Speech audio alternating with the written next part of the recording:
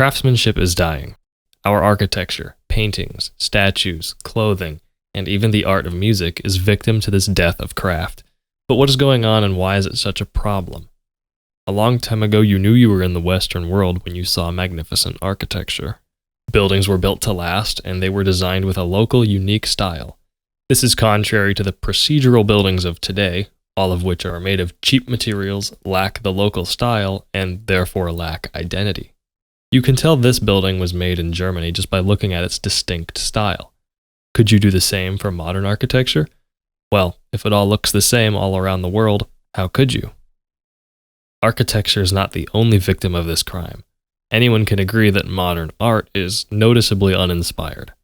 This also applies to music, paintings, furniture, vehicles, and even food.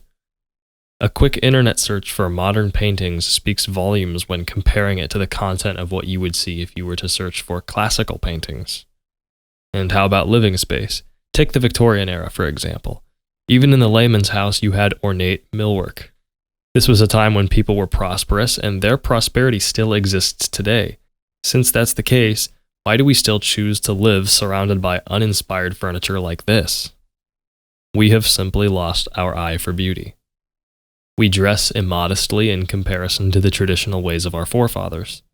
Some things that you wouldn't even think about have lost a visual sense.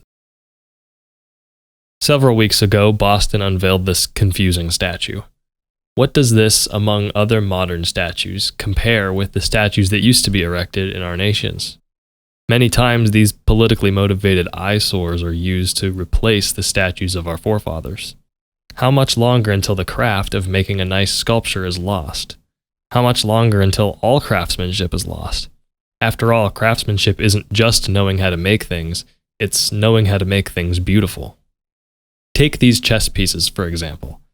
These are ordinary wood pieces that are used to play.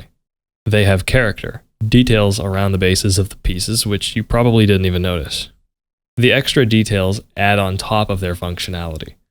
Look at these in comparison to these modern and sleek plastic pieces. Both styles accomplish the same job and are distinguishable enough to enjoy the game without confusing the pieces. But the artist who made the wood ones took a bit more time carving these pieces. This is craftsmanship, taking the art seriously enough to add extra detail. This is the distinction between functionality and design. It is highly important to note that these two should work together. The point of the content earlier in this video was to illustrate the importance of design, but what about functionality? You could build a modern shelf by putting a few white boards together. It fits the modern minimalist design that so many people these days are starting to adapt to, but this lacks both on those duly important things. First of all, these are its flaws at the functional level. Placing objects on this shelf are going to cause the wood to bow over time, making it disposable. In our consumerist society, the shelf would probably be thrown away and replaced with something that looks exactly the same. A good craftsman would notice this flaw and add support. Now the shelf is a lot more durable. With added durability, why not make the design interesting? It really is not much added work to route the edges of the supports and add character to the top of the shelf.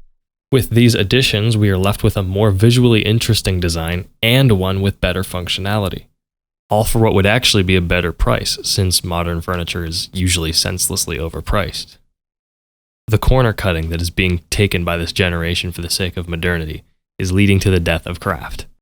Artists have always passed down their craft for generations, but today, what artisanship is being passed down? In a century, will the modern look still dominate, and if so, what kind of effect will this have on the knowledge that existed to make inspired works? Leave a comment on what you think of this. Together we should find a way to revive the old way of doing things. By doing so, we can improve our own livelihoods and pave the way to a more traditional future.